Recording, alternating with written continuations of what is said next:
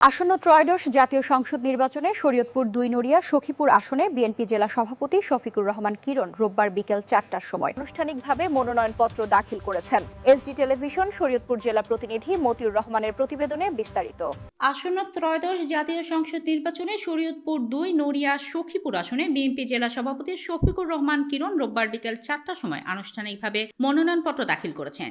রোববার শরীয়তপুর জেলা প্রশাসক কার্যালয়ে জেলার রিটার্নিং কর্মকর্তার কাছে তিনি মনোনয়নপত্র জমা দেন। এই সময় তার সঙ্গে উপস্থিত ছিলেন বিএনপি কেন্দ্রীয় যুবদলের সহ সাধারণ সম্পাদক জব্বর খান, বিএনপির সহসভাপতি মান্নান মাতবর শরীয়তপুর জেলা, বিএনপির সাবেক সাংগঠনিক সম্পাদক মহিউদ্দিন গনি মিন্টু শরীয়তপুর জেলা, বিএনপির সাংগঠনিক সম্পাদক মাহবুব আলম তালুকদার শরীয়তপুর জেলা, বিএনপির ছাত্রদলের আহ্বায়ক এইচ.এম. জাকির হাওলাদার শরীয়তপুর জেলা, বিএনপির যুগ্ম আহ্বায়ক রাসেল মাহমুদ, যুগ্ম আহ্বায়ক আসলাম মাতবর, ছাত্রদলের সদস্য সচিব সোহেল তালুকদার শরীয়তপুর জেলা, শরীয়তপুর জেলা ছাত্রদলের আহ্বায়ক কমিটির অন্যতম সদস্য মামুন মাঝি, শরীয়তপুর জেলা সদর পৌরসভা যুবদলের সহসভাপতি মীর হোসেন সহ হাজার অঙ্গ সহযোগী সংগঠনের নেতাকর্মীরা উপস্থিত ছিলেন।